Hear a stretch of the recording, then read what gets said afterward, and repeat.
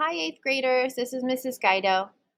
This video is for audio for version number 1 of the American Imperialism Introduction and Overview text.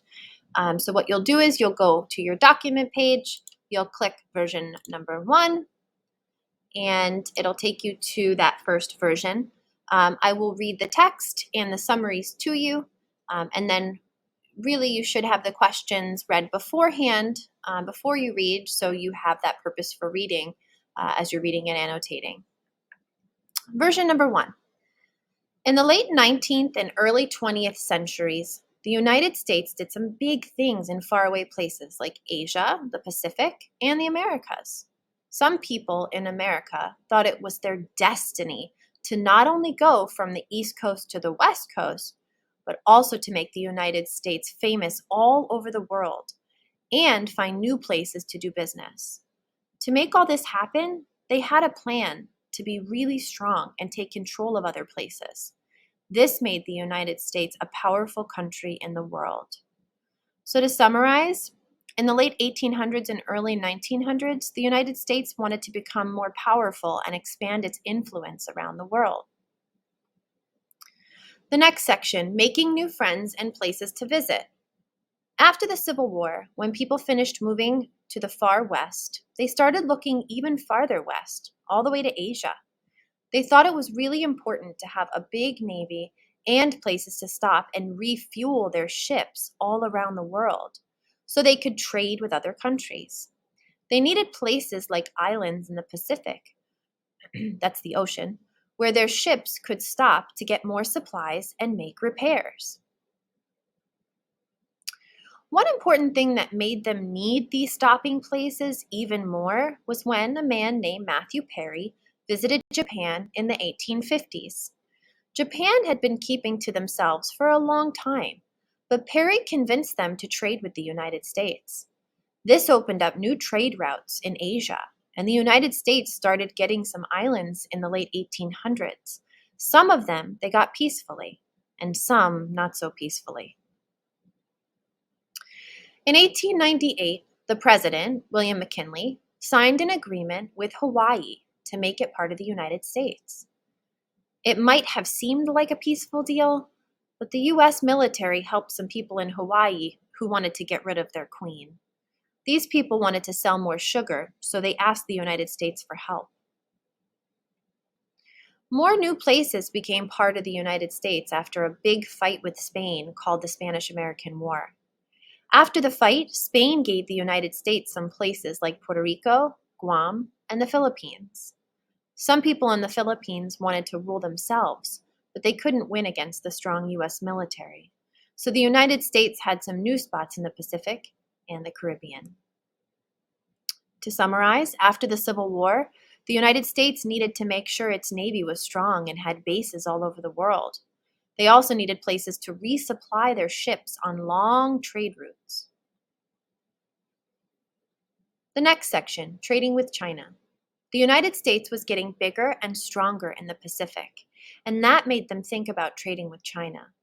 China was divided into areas controlled by European countries like Germany, France, Russia, and Great Britain. Each country let China trade with them. The United States wanted to trade with China too and wanted to stop the other countries from taking over China completely.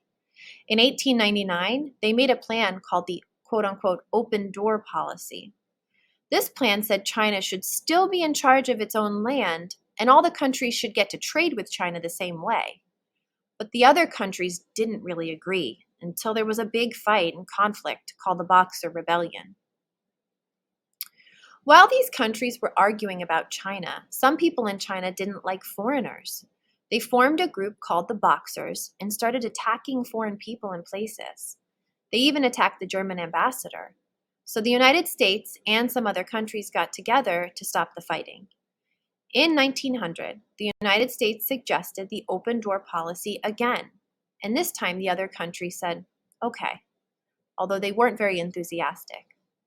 This plan changed how the United States dealt with China for many years. The United States wanted to trade with China, but other countries controlled China's trade. The United States proposed a policy called the open door policy to trade with China and keep it independent. The next section, the Panama Canal. The United States also started to do big things in the Americas. They built the Panama Canal, which was like a waterway that connected the Pacific and Atlantic Oceans. It made it easier for ships to go from one ocean to the other. President Theodore Roosevelt tried to buy the land for the canal from Colombia, but Colombia said no. So the United States helped some people in Panama who wanted their own country. The new Panamanian government was happy to sell the land, and the United States built the canal. It took 9 years to finish, and it connected the trade routes from the Pacific to the Atlantic. Summary for this section, the United States decided to build a canal in Panama to make it easier to trade between the Atlantic and Pacific Oceans. They helped Panamanian rebels to do this. The last section, the Great White Fleet. The United States also wanted to show off its powerful navy. In 1907, President Roosevelt sent 16 big American battleships on a trip around the world. They were painted white to show they were on a friendly mission. The ships went all over the place, from the Americas to Asia and back. Even though the trip was meant to be peaceful, it was a way for the United States to show off its military strength to other countries, especially Japan. Japan had a strong navy too, and the United States wanted to make sure they got along.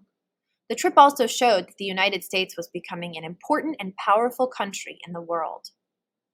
The summary for this section, President Roosevelt sent a fleet, or group of American battleships, around the world to show off America's strong navy and power.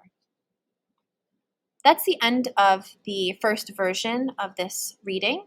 At this point, you can stop the video and start